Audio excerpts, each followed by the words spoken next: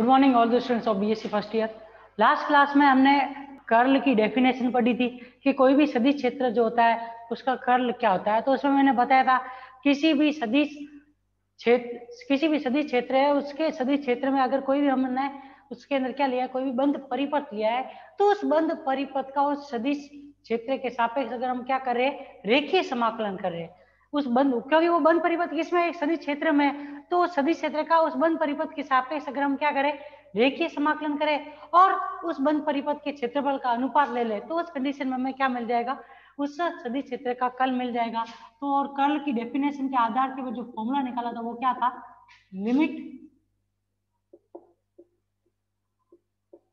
ds vector tends to 0 a vector dot dl vector upon ds के रूप में ये फॉर्मूला निकाला था।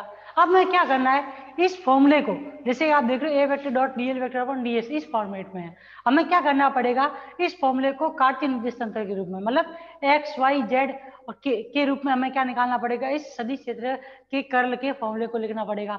तो अब देखिए उसके लिए हमने क्या माना कि कोई भी हमने क्या, कोई भी एक अगर निर्देश तंत्र ले ले, जैसे कि ये एक 3 डायमेंशनल निर्देश तंत्र है, उसके अंदर हमें क्या करना पड़ेगा कि अगर मान लो कोई भी सदिश क्षेत्र है ले रहे हैं, तो आपको क्या है कि तीनों एक्सिस के सापेक्ष, जो तीनों ही तल है x y y z z x, तीनों तल के सापेक्ष जब आप निकालोगे सदिश क्षेत्र का कर्ल, एक सदिश क्षेत्र का कर्ल निकालोगे, तो वो तीनों क्षेत्रों के सापेक्ष जब सदिश क्षेत्र का कर्ल निकालोगे और उनको जोड़ोगे, तब आप हमें क्या मिलेगा, कार्तीय निर्देश तंत्र के रूप में हमें क्या मिलेगा, सदिश क्षेत्र के कर्ल का मान निकलेगा।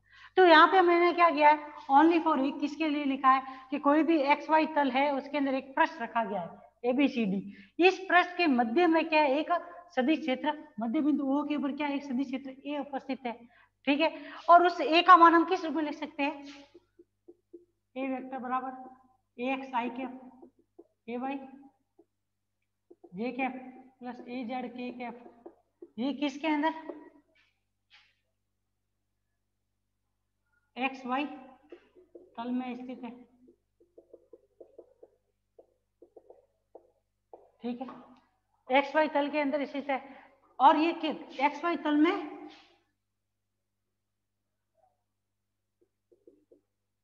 पृष्ठ के केंद्र पर स्थित है,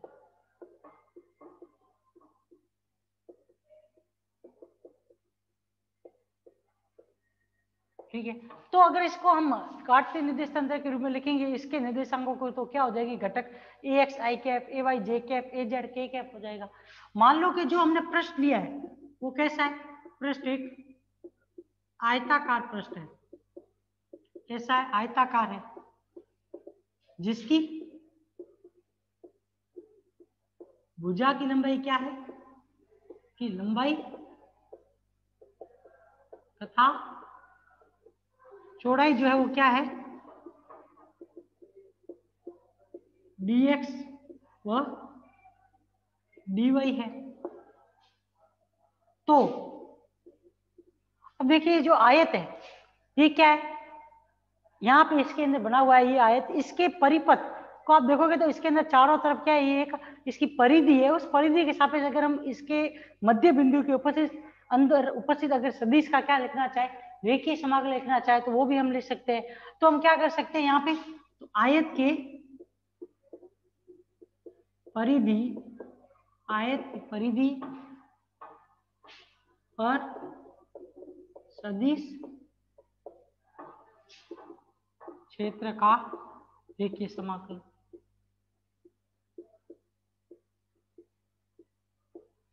क्योंकि ये जो आयताकार पृष्ठ हमने लिया है वो क्या है, एक सदिश क्षेत्र A के अंतर्गत है, क्या कि इससे कनेक्टेड ये पृष्ठ है, तो इस वजह से हम क्या कर सकते हैं, इसका रेखीय समाकलन भी ले सकते हैं, जो कि इसके अंदर ये जो तीर के निशान लगे हुए हैं, इससे ये क्या प्रदर्शित किया जा रहा है कि किस प्रकार से सदिश क्षेत्र जो है इस आयताकार पृष्ठ के अंदर घूर्णन कर रहा है या फिर किस दिशा के अंदर गति कर रहा है, वो प्रदर्शित कर रहा है। तो आप देखिए, क्या फिर ये कह सकते हैं जो सदिश क्षेत्र की डायरेक्शन है वो इन डैश की लाइनों से प्रदर्शित की जा रही है। तो यहाँ पे देखिए अगर हम इसका रेखीय समाकलन लिखना चाहें तो वो क्या फॉर्मूला हो जाएगा, A वेक्टर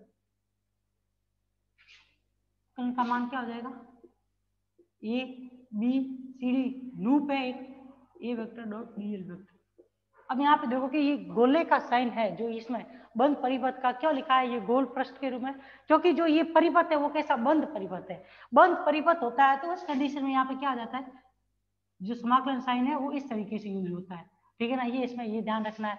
अब इसको अगर हम अलग अलग पथ के रूप में लिखना चाहे, जैसे कि ये ए से बी तक, बी से सी तक, सी से डी तक और डी से ए तक लिखे, अलग अलग टुकड़ों में लिखे और उन सबको भी जोड़ देंगे तो भी हमें क्या मिलेगा, पूरे पथ ए बी सी डी का रेखीय समाकलन का प्राप्त हो जाएगा। तो अगर इसको हम टुकड़ों के रूप में लिखना चाहे तो वो भी लिख सकते हैं, वो कैसे प्राप्त होगा, A B C D A vector dot D L vector किसके बराबर प्राप्त हो जाएगा, A B A vector dot D L vector plus B C A vector dot D L vector plus C D A vector dot D L vector plus D A vector dot D l. अब हमें क्या करना है, कोई भी सदिश क्षेत्र है उसके अंतर्गत जो हमने पृष्ठ लिया है उस पृष्ठ के अंदर जो सदिश क्षेत्र है उसका कर्ल ज्ञात करना है। तो सबसे पहले हमें क्या करना पड़ेगा, उस सदिश क्षेत्र का हमें क्या करना पड़ेगा, उस पृष्ठ के अंतर्गत रेखीय समाकलन का मान ज्ञात करना पड़ेगा जो कि इस सूत्र से निकलेगा। अब रेखीय समाकलन ज्ञात करना है, उसके साथ साथ में आपको क्या करना पड़ेगा, अलग अलग भुजा के ऊपर क्या करना पड़ेगा, सदिश क्षेत्र का मान भी ज्ञात करना पड़ेगा या सदिश क्षेत्र के मान को निरूपित करना पड़ेगा कि जो ए बी भुजा, बी सी भुजा, सी डी भुजा तथा डी ए भुजा है, इन तीनों भुजाओं के ऊपर सदिश क्षेत्र का क्या मान है, पहले वो ज्ञात करेंगे। वो ज्ञात करने के बाद में अगर हम उनको उस भुजा की लेंथ के साथ में मल्टीप्लाई कर देंगे तो उस कंडीशन में क्या मिल जाएगा, चारों ही भुजाओं पे अलग अलग सदिश क्षेत्र के रेखीय समाकलन के बारे में पता चल जाएगा। अब देखिए यहाँ पे मैंने पॉजिटिव पॉजिटिव नेगेटिव नेगेटिव लिखने का क्या कारण है, यहाँ पे ये पॉजिटिव पॉजिटिव नेगेटिव नेगेटिव लिखने का कारण ये है कि यहाँ पे आप देखोगे ये पॉजिटिव इसलिए लिखा हुआ है क्योंकि यहाँ पे जो सदिश क्षेत्र का जो रेखीय पथ के अंदर जो डायरेक्शन है वो कौन सी दिशा में, पॉजिटिव एक्स डायरेक्शन में, यहाँ पे इसकी डायरेक्शन किस दिशा में, पॉजिटिव वाई डायरेक्शन में, यहाँ पे किस दिशा में, नेगेटिव एक्स दिशा में, और यहाँ पे क्या है, नेगेटिव वाई डायरेक्शन में है। इस वजह से यहाँ पे प्लस प्लस माइनस माइनस लिखा है, ये इसमें इतना सा ध्यान रखना है। अब देखिए सबसे पहले हम क्या करते हैं, अलग अलग भुजाओं के ऊपर, चार भुजाएं A B B C C D D A, इन चारों भुजाओं के ऊपर हमें क्या करना पड़ेगा, पहले तो सदिश क्षेत्र के मान को निरूपित करना पड़ेगा या निर्धारित करना पड़ेगा। मान निर्धारित करने के बाद में अगर हम उनका रेखीय समाकलन निकालेंगे तो हमें क्या मिलेगा, पूरे लूप का रेखीय समाकलन निकलेगा। तो आपको ध्यान रखना है कि पूरे आयताकार लूप के रेखीय समाकलन को ज्ञात करने के लिए क्या करना पड़ेगा, ज्ञात करने के लिए हमें क्या करना पड़ेगा, चारों भुजाओं पर सदिश का मान, सदिश क्षेत्र का मान निर्धारित करने के पश्चात उस भुजा या पथ के अनुदिश क्या करना पड़ेगा, के अनुदिश उस सदिश का रेखीय समाकलन निकालना होगा।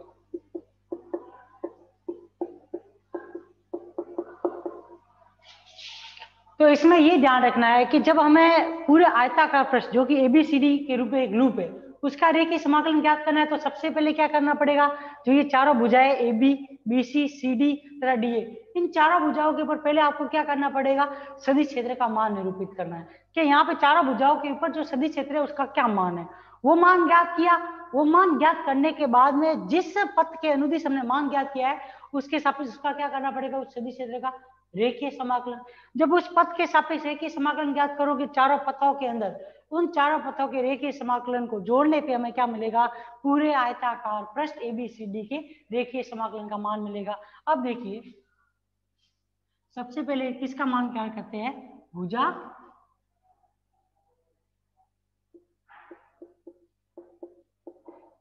या पथ AB पर सदिश क्षेत्र का मान। अब देखिए जो ये मूल बिंदु, ये जो इनके बीच में मध्य बिंदु है आयताकार पृष्ठ के, इस बिंदु O से हमें AB तक पहुंचना है, ठीक है। O से किसके तक, बिंदु O से AB तक पहुंचना है। AB तक पहुंचने के लिए हमें क्या करना पड़ेगा, अब आपको ध्यान रखना है कि ये जो बिंदु O है वो क्या इस आयताकार पृष्ठ के केंद्र के अंदर स्थित है। तो अगर मैं यहां से इसको दो भागों में तोड़ दूं ऐसे, तो यहां से हमें किस डायरेक्शन में जाना पड़ रहा है AB तक पहुंचने के लिए, माइनस के dy/2 दूरी को किसके रूप में, y अक्ष के अनुदिश कौन से, -y दिशा के अंदर कितनी दूरी, dy/2 दूरी तय करेंगे तब हम किस भुजा के ऊपर पहुंचेंगे, AB भुजा पे पहुंचेंगे।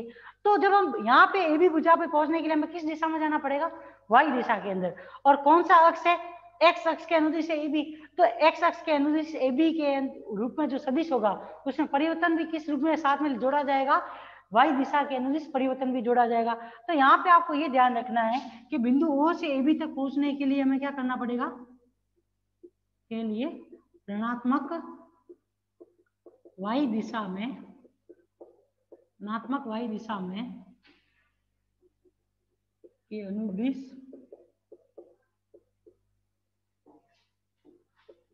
dy/2 दूरी तय करनी पड़ती है। अतः AB के अनुदिश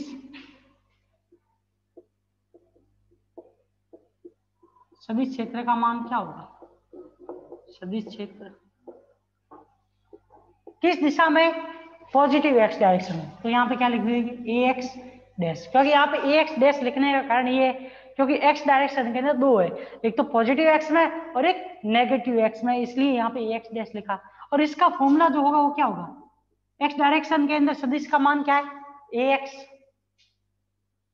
प्लस अपन को यहां से इस बिंदु तक पहुंचना है, इस भुजा के ऊपर तो मान क्या है, ax है, परंतु यहां से यहां तक पहुंच रहे हैं तो उसके साथ में ax के अंदर y दिशा में भी कुछ चेंज होगा। तो यहाँ पे जो फॉर्मूला बनेगा वो क्या होगा, साथ में y दिशा में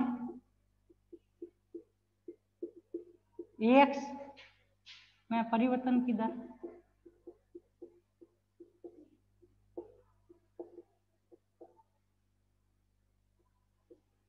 मल्टीप्लाई आप कितनी दूरी तय कर रहे हो, माइनस की डायरेक्शन में माइनस के dy/2। तो यहां से फॉर्मूला ax डैश क्या बन जाएगा, ax डैश बराबर ax plus del of ax upon del y। किसको प्रदर्शित कर रही है, y दिशा में सदिश ax के में होने वाले परिवर्तन को, इनटू मल्टीप्लाई में क्या आ जाएगा, माइनस के dy/2।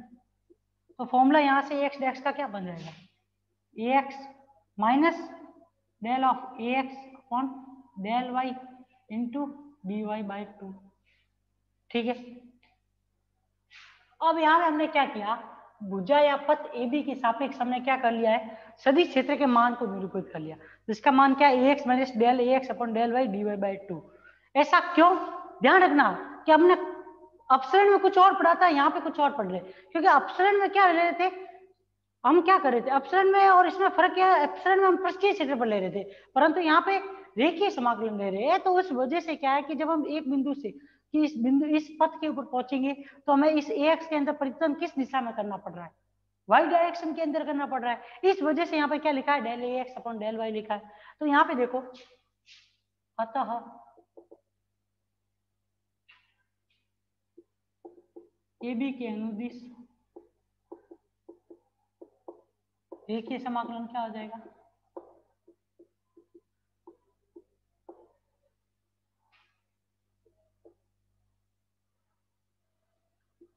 A B A vector dot D L vector बराबर, अब यहाँ पे ए का मान किसके बराबर होगा, ए का मान ए बी के अनुदिश घटक के बराबर होगा, अनुदिश घटक अनुदिश सदिश का क्षेत्र का घटक इनटू क्या आ जाएगा, ए बी भुजा की लंबाई। तो यहां से ये मान किसके बराबर आ जाएगा, A B A vector dot D L vector किसके बराबर आ जाएगा, A X minus del of A X upon del Y D Y by 2 into D X. अब यहाँ पे देखोगे तो गमन जो है वो कौन सी पॉजिटिव डायरेक्शन के अंदर सदिश का गमन है, इस वजह से यहाँ पे मल्टीप्लाई के रूप में क्या है, भुजा की लंबाई प्लस के डीएक्स के रूप में। अदरवाइज आप देखोगे तो यहाँ पे अगर भुजा की लंबाई डायरेक्ट लिख रही हो, या फिर आप देखो जो पॉजिटिव और नेगेटिव साइन है वो हमने क्या किया है, पहले से यहाँ पे भी यूज कर लिए, तो उस कंडीशन में भी अगर आप dx के आगे माइनस प्लस का साइन नहीं लिखोगे तो कोई भी फर्क नहीं पड़ेगा। लेकिन अगर यहाँ पे होने वाले परिवर्तन के अंदर अगर हम ax का साइन का यूज नहीं करते हैं, तो उस कंडीशन के अंदर हमें क्या करना पड़ेगा, पीछे जो भुजा की लंबाई लेंगे उसके अंदर भी माइनस का साइन या प्लस का साइन।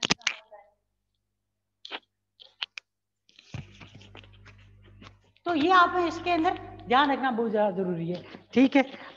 अब देखिए इसी तरीके से जैसे भुजा ए बी के लिए लिखा है, उसी प्रकार हम क्या लिखेंगे, भुजा बी सी, भुजा सी डी तथा भुजा डी ए, इन सब के लिए भी हम क्या लिखेंगे, सदिश क्षेत्र का मान ज्ञात करेंगे। इन सबके साथ सदिश क्षेत्र का मान ज्ञात कर लेंगे और नेक्स्ट क्लास में जो कर्ल का फॉर्मूला बनेगा वो लिख लेंगे, ठीक है। अब देखिए इसको क्या ले लेंगे, नंबर 2। इसी प्रकार भुजा BC के लिए सदिश क्षेत्र का मान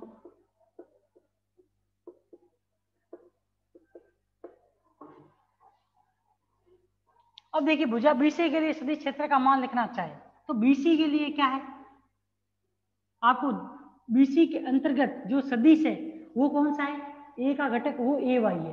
तो यहाँ पे जो है आपको पहले तो यहाँ पे इस भुजा BC के ऊपर सदिश क्षेत्र का मान ज्ञात करना है, तो वो किस दिशा में, y दिशा में, इसलिए AY डैश लिखा।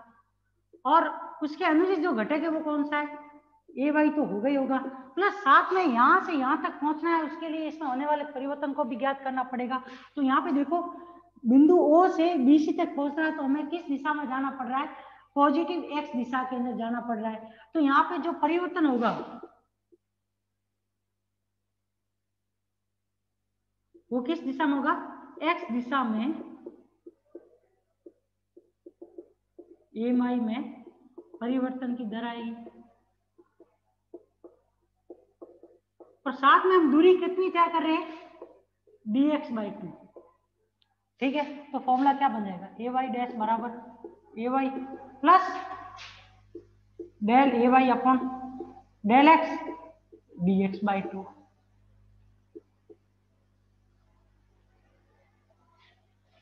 देखिए समाकलन क्या हो जाएगा, अतः BC के अनुदिश, ये सेकंड पॉइंट है, अनुदिश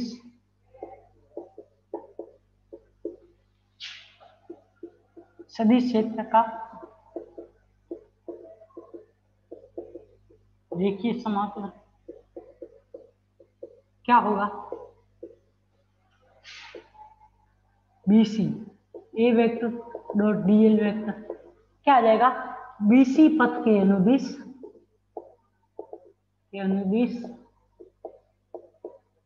सदिश घटक इंटू क्या आ जाएगा, BC की लंबाई।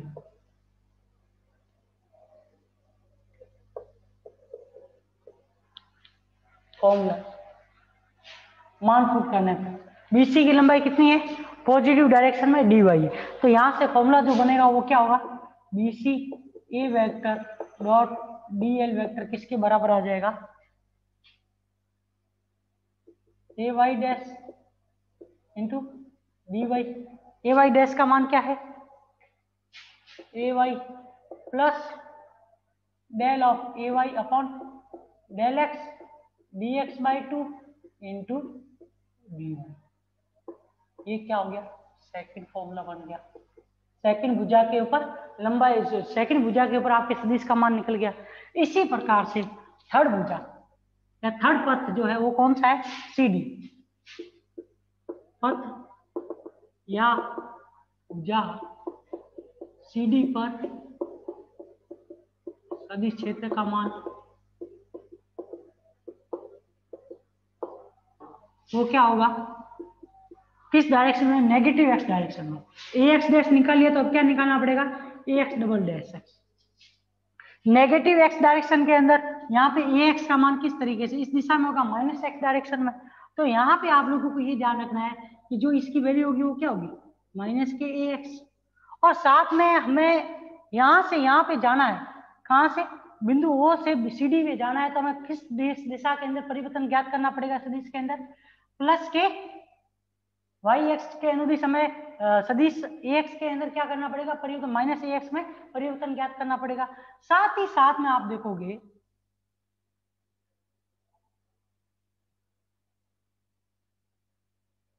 ठीक है, और साथ ही साथ में आप देखोगे तो यहाँ से यहाँ पे आपने दूरी कितनी तय की है, प्लस के डी वाई बाई टू दूरी तय की है। तो यहाँ पे जो फॉर्मूला बनेगा वो क्या होगा, प्लस माइनस के एक्स, तो माइनस डायरेक्शन के कारण प्लस वाई दिशा में माइनस ए एक्स में परिवर्तन की दर इंटू क्या आ जाएगा, डी वाई बाई टू। तो यहाँ से ए एक्स डबल डैश क्या आ जाएगा, माइनस के A X plus del upon del Y कोष्टक में माइनस के A X into D Y by two. यहाँ से फॉर्मूला क्या बनेगा, माइनस कोष्टक में क्या आ जाएगा, A X plus del A X upon del Y D Y by two. ये सदिश क्षेत्र का मान आ गया, सदिश क्षेत्र का मान निकल गया है। तो उस कंडीशन में अतः भुजा या पथ सीडी के सापेक्ष के अनुदिश सदिश का रेखीय समाकलन क्या होगा, सदिश का रेखीय समाकलन, उसका मान क्या आ जाएगा,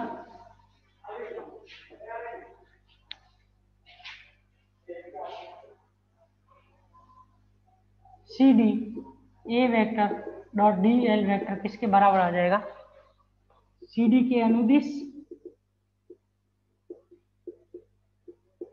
ए का घटक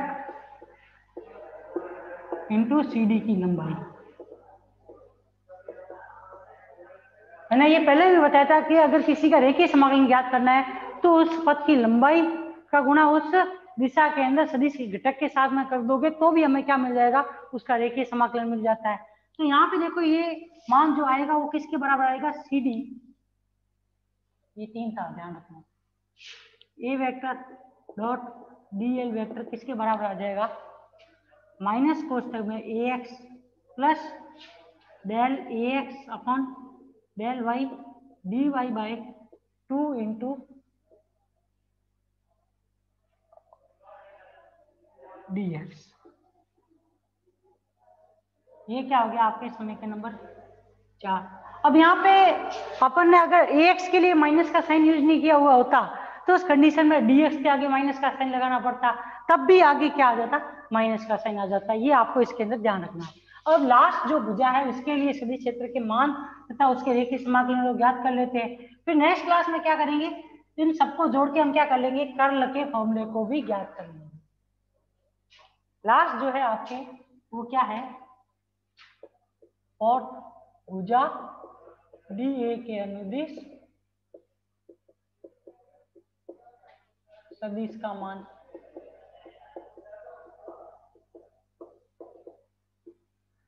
अब आप भुजा डी ए की तरफ जाओगे तो भुजा डी ए किस दिशा के अंदर जा रही है? माइनस की ए वाई दिशा के अनुदिश है। इसके अंदर सदिश का मान या सदिश की दिशा है ए वाई, वाई के अनुदिश, वाई दिशा के अनुदिश घटक, क्योंकि यहाँ पे डायरेक्शन क्या है? माइनस के वाई दिशा में, तो घटक भी कौन सा? माइनस के ए वाई वाला आएगा। तो यहाँ पे जो है ए वाई डैश किसके बराबर होगा? माइनस के ए वाई प्लस अपन को दूरी जो तय करनी है वो कौन सी दिशा में करनी है? माइनस के D X by two, minus दिशा में कितनी? डी एक्स बाई टू दूरी तय करनी पड़ेगी। तो इस कंडीशन में आपको ये ध्यान रखना है तो जो इसका परिवर्तन भी होगा वो किस दिशा में होगा? एक्स दिशा के अंदर इस परिवर्तन होगा। तो यहां से फॉर्मूला क्या होगा? एक्स दिशा में माइनस एक्स दिशा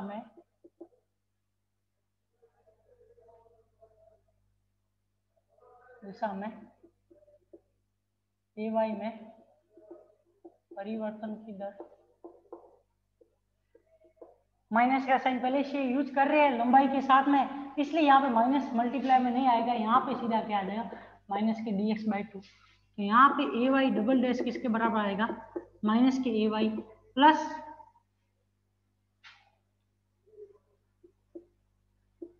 माइनस के कोष्टक में डेल क्या आ जाएगा? माइनस के A Y upon del x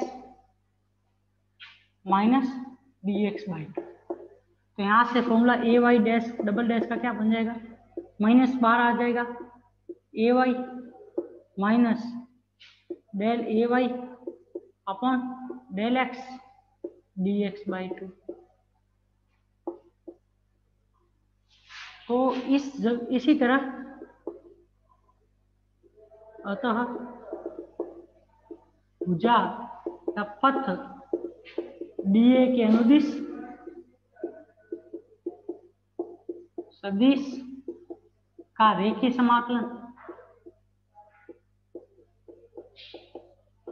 वो क्या होगा?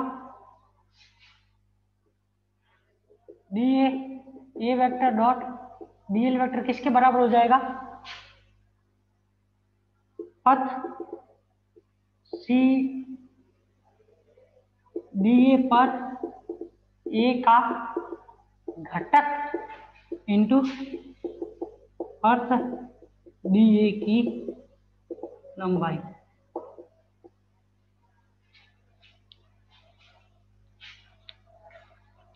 तो यहां से डी ए बराबर क्या आ जाएगा? A vector dot D L vector किसके बराबर आ जाएगा? Minus A Y minus del of A Y upon del of X D X by two, साथ में क्या आ जाएगा? पथ की लंबाई d1। तो हमने चारों भुजाओं के ऊपर पथ की लंबाई, पथ की लंबाई या उस लंबाई के अनुदिश जो सदिश के अंदर का हम क्या कर रहे हैं? रेखीय समाकलन कर रहे हैं, उसका मान ज्ञात कर लिया है। जब हम चारों भुजाओं के अनुदिश रेखीय समाकलन ज्ञात कर लिया है तो अब हम नेक्स्ट क्लास में क्या करेंगे? इन चारों को जोड़ेंगे तो पूरे पथ के अनुदिश हमें क्या मिल जाएगा? रेखीय समाकलन का मान मिल जाएगा।